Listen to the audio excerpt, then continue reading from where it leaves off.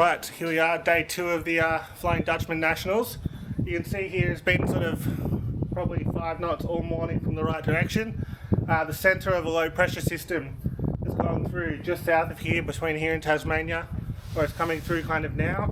And the breeze has gone from 5 knots to like a good solid 15. And this direction's a really dense breeze too, so this is going to be some awesome racing. It's probably going to build and build. The official weather forecast is like 15 to 20, but then some of the predict wind models have gusts to 36 in the early afternoon, and those models were exactly right yesterday. So this might be a bit of an interesting sail, but yeah, let's go down to the boat and get out there. Okay, so we're just meandering our way out to the start. How much breeze do you reckon there is? Probably 14, 16? Yeah, a bit more in the puff maybe. So south-westerly coming out of here, way different to yesterday. Into the lake proper now, good solid breeze. Main just inverting. These things just are so nice upwind.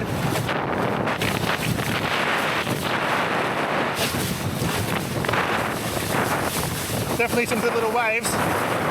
Glad I'm not on the mop.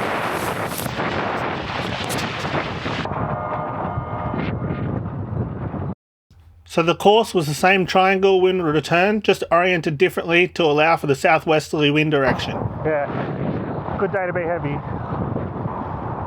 140.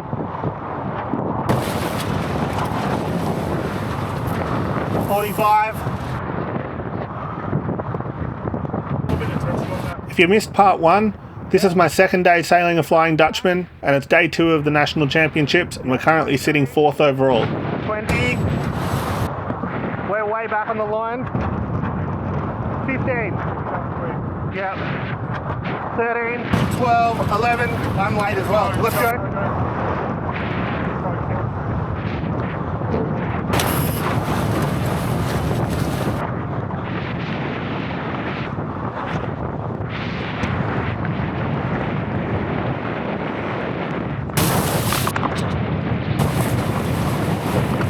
So we got a decent start with clear air. Now we just had to work hard to make sure we didn't fall down into the 1991 Mirror Champion on number 7 to leeward. As you can see, the boat behind us has been squeezed out into our bad air coming off our sails, so that's why he's not pointing as close to the wind. And then the boat up behind Matt there is the 3-time world champion on number 33, so we had to work hard here to stay in the drag race and not get squeezed out.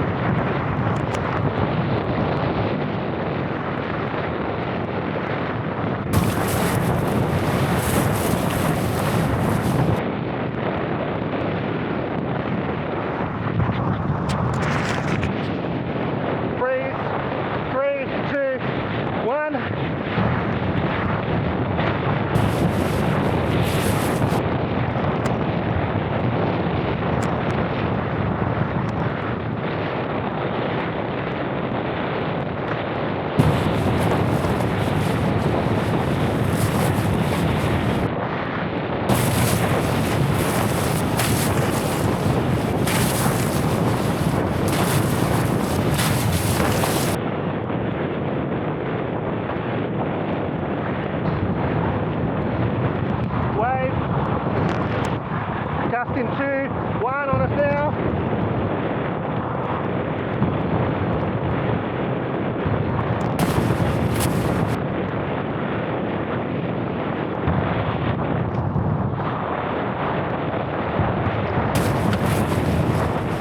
By the time we were approaching the port ley line on the left hand side of the course, we'd built up a little bit of a lead, and we just needed to tack and cover the other boats, and then disaster struck.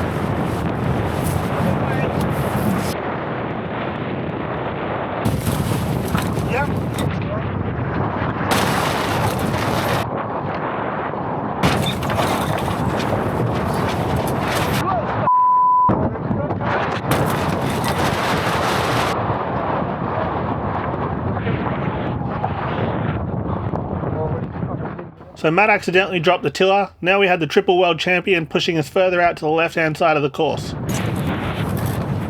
they're going.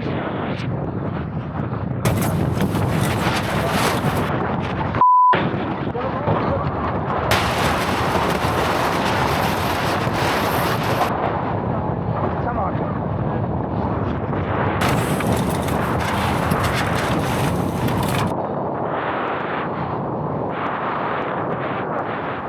eventually we got over onto port tack, but we had a lot of work to do to make sure we didn't go around the top mark in about 4th place. As you can see, there are 2 or 3 boats extending out to leeward there. If the breeze rotated around just slightly to the right, or we were a little bit slow, we would have been looking at their transoms before we knew it.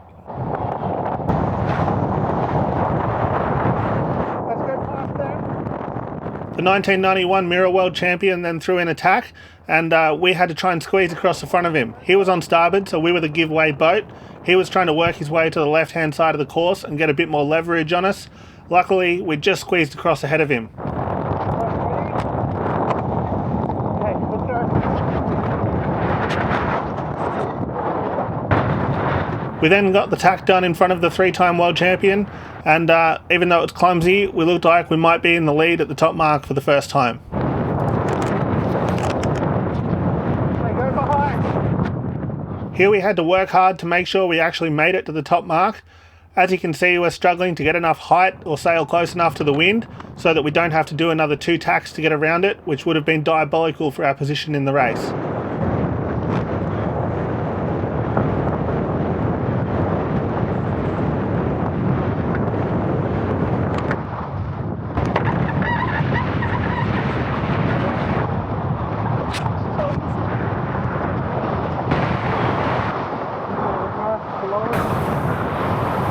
Let's go.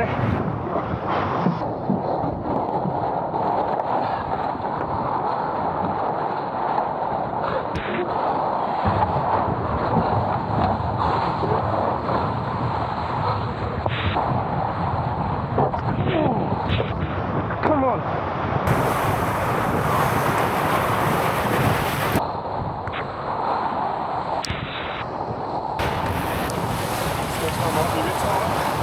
Yeah, I don't think we're going to make it across there.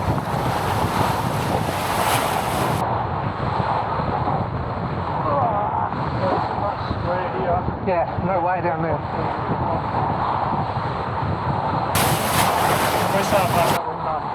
So as you can see, the 1991 Mirror World Champion's going straight past us here. The boat feels really slow, and I can hardly pull the kite sheet on. I wonder if there's something broken in this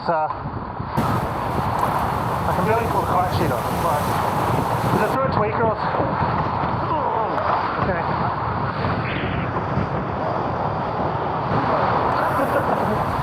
Yeah, way better.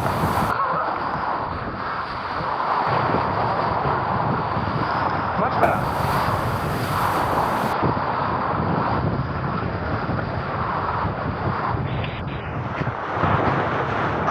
As you heard down the run, we've already figured out that the angle on the next leg is going to be too shy for the spinnaker, so we need to drop it under pressure at this mark before we go around. And to make matters worse, we've got world champions outside us on both boats. Top.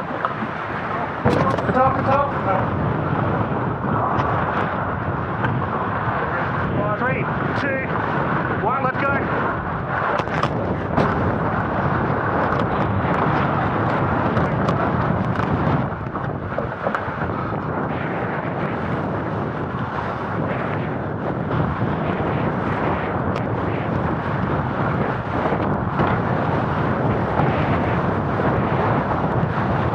The 91 Mirror World Champion immediately tried to go up over us and steal our wind. So essentially he's trying to get between the wind and us and then take all the power out of it before it gets to us and go straight past us. As we went down here, it got windier and windier, and it was an amazing 2-sail reach all the way. Just awesome drag racing, spray going everywhere. It was just so good.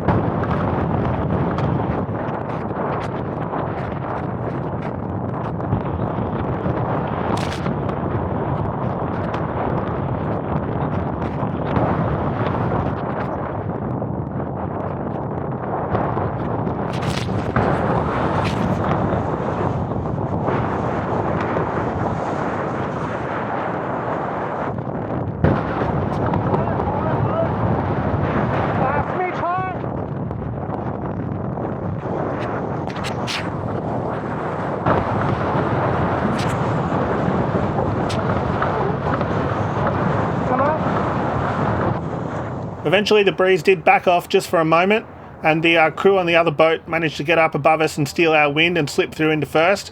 So by the time we got to the bottom mark, we had a lot of work to do to get back into the lead with just one lap remaining in the race.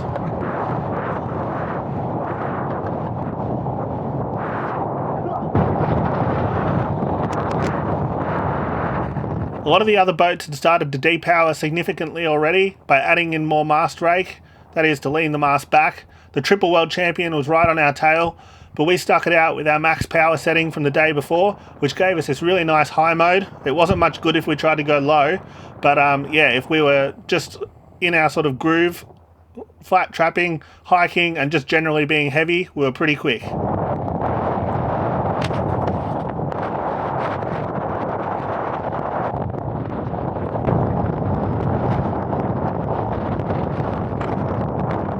Then the 1991 Mirror World Champion chucked in a tack to come back at us on starboard. We didn't think we'd be able to get across, so we tacked to leeward and then hoped that on the next sort of stint on starboard tack we'd be able to use our slightly higher mode to climb up to them and force them into our dirty wind.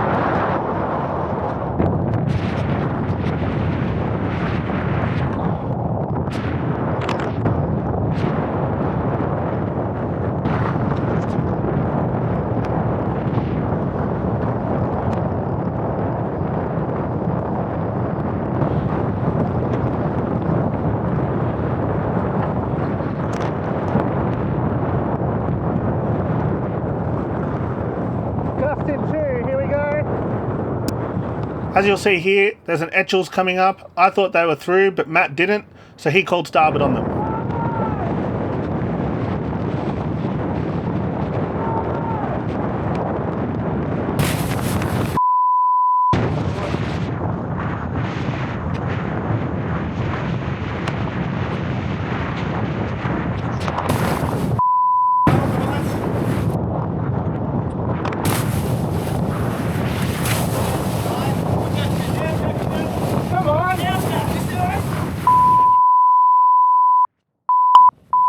So I think what actually happened there is the skipper on the Etchells probably couldn't see kind of what angle he was on. You could hear the crew on his boat telling him to bear away and just let us around him. And I think coming out of that tack in so much breeze, he just kind of ended up a bit higher than he thought. So I don't think it was intentional. It was just an unfortunate situation where the leaders of both races kind of got tangled up with each other accidentally. Yep.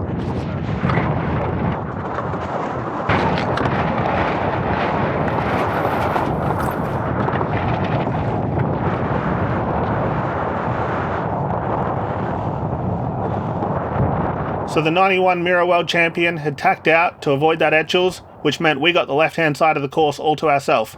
Interestingly, when I look up the mast, even though the camera angle on my head's a bit funny, you can see that the top swivel on the Genoa is still touching the rig, meaning we're still raked fully forward and holding down as much power as we can.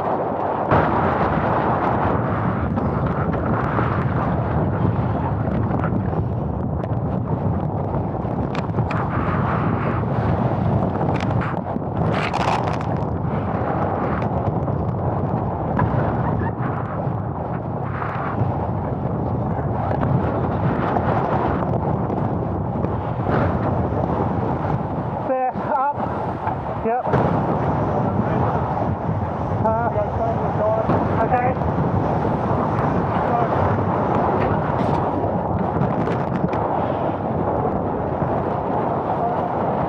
Yep. Yep. Stay low. Okay, we're good. So remember, the finish line is to the left-hand side of the start boat when you're looking downwind. So it didn't take much of a shift in the breeze direction for it to pay for us to jibe early onto port tack, because this was kind of the making leg on this final downwind run to the finish. Sorry.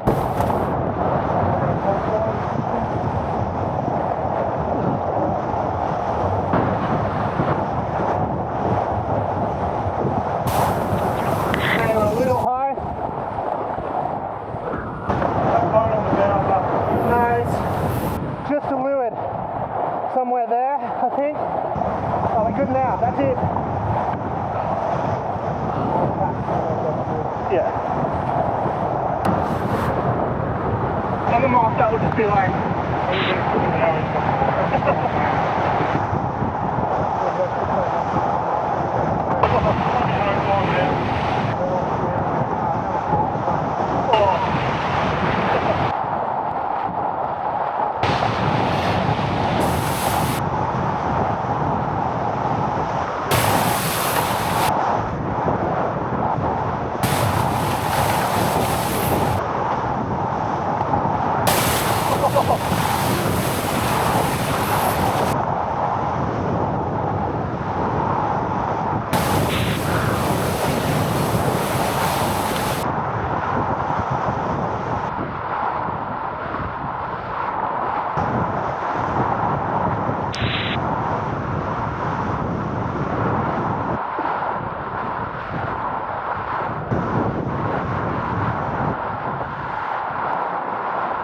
As we went down here, it just got windier and windier and windier. But we did get to the finish line in one piece to take another win in the series. Then the breeze started to really go up a couple of notches, just like Predict Wind said it would. We're still just waiting to see what happens here. Some of the parts are so big. The still boat tipped over and got blown down, coming downwind. So pretty nuts, so we'll see. If you like the video, remember to hit the subscribe button. Making good progress on subscribers, and it's so good to see. Thank you to everyone that has subscribed. Yeah, let's see what happens here. So then the race committee decided to send us ashore to wait and see if the wind would die out. As you can see, it's definitely gone up, probably another 5 knots since we finished the race. There were boats tipped over everywhere. It was just general carnage. So definitely the right call by the race committee. That meant we had this awesome reach all the way back to the yacht club, remembering we're sailing absolutely miles away from where we launched. So enjoy this. This is probably one of the best reaches we've ever had on this YouTube channel.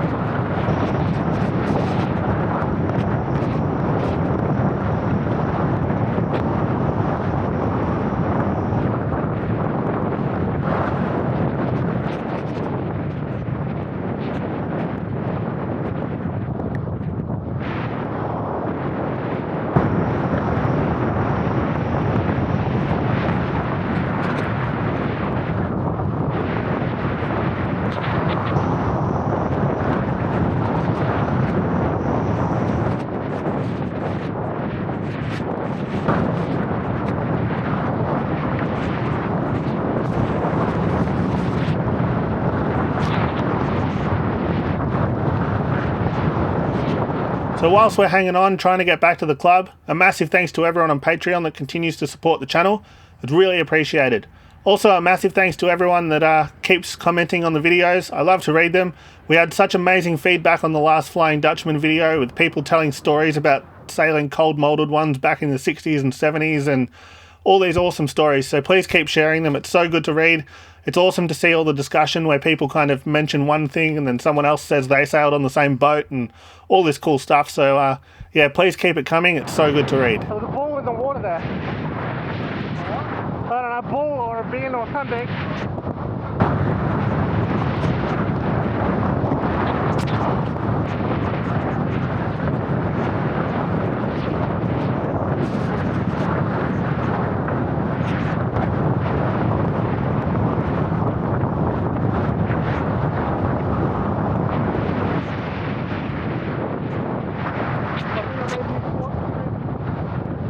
Yeah. Pull it in 3, 2, 1. On us now.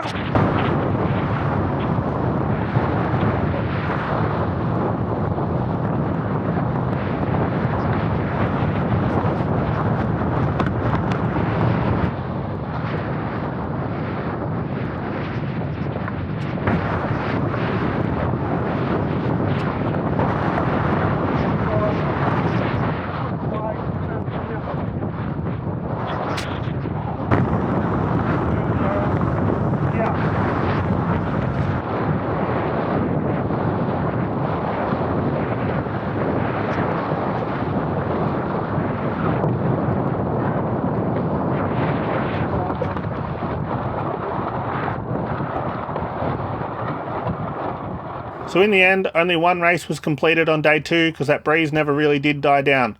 We found ourselves tied for first with the triple world champion, so the last day of the regatta was certainly going to be interesting. Thanks for watching, and I'll see you next time.